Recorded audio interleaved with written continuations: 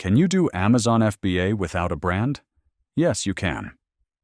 Many beginners start by selling unbranded items or doing wholesale and retail arbitrage.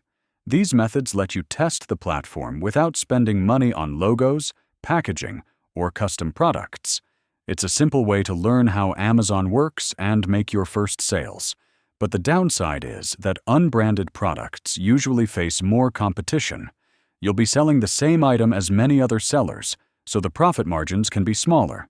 You also won't have much control over your listings, and it's harder to stand out. Building a brand takes more time and money, but it gives you long-term growth. When you have your own brand, you can improve your product, add unique features, and build loyal customers. You also get more control over your listings and pricing. So yes, you can start FBA without a brand. It's a great way to learn and earn. But if you want to grow big and create a long-term business, building your own brand is the better path.